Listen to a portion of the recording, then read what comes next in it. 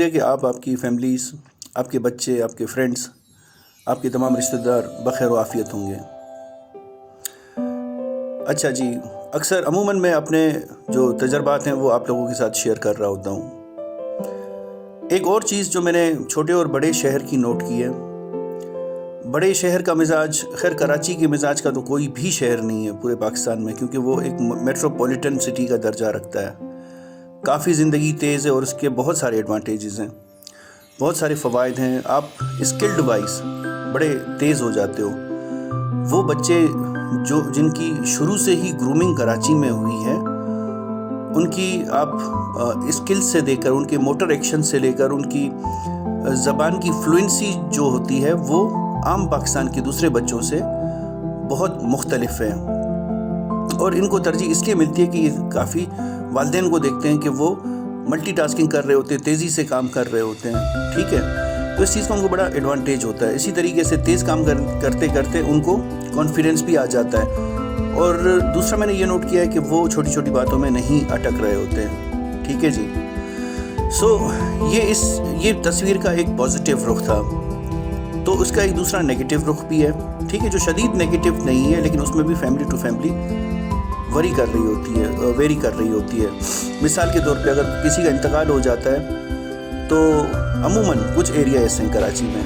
کہ آس پاس والوں کو نہیں پتہ ہوتا، ٹھیک ہے، اور اس کے علاوہ اتنا زیادہ آیا جایا نہیں کرتے، اتنا زیادہ حال نہیں پوچھا کرتے، ٹھیک ہے۔ لیکن اسی طریقے سے اگر ہم ملیر کی سائڈ پر دیکھیں، لیاری میں دیکھ لیں، گارڈن کی طرف دیکھ لیں،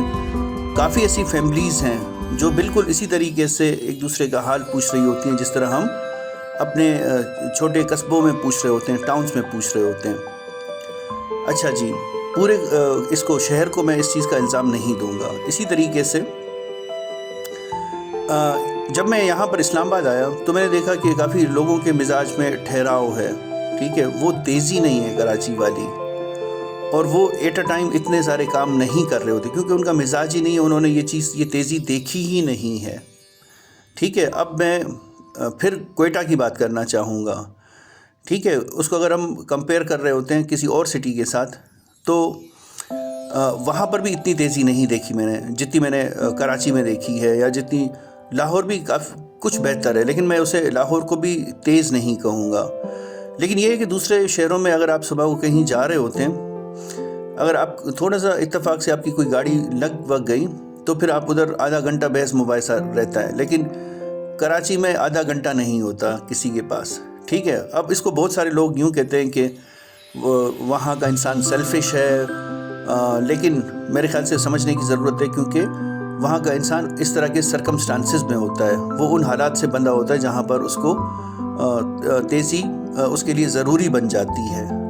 اور ہر کوئی تیزی کے ساتھ رہ بھی نہیں سکتا۔ بہت سارے لوگ اس چیز کو ڈسکریج کرتے ہیں، تو ان کا اس شہر میں مزاج نہیں لگا، وہ پھر ایکسٹ کر جاتے ہیں، نکل جاتے ہیں باہر کی طرف۔ تو خیر، شہر کا مزاج ہوتا ہے، لوگوں کا مزاج ہوتا ہے، مختلف جگہوں کا مختلف مزاج ہوتا ہے۔ اینڈ پر وہی بات آتی ہے کہ سب سے مل کر رہیں،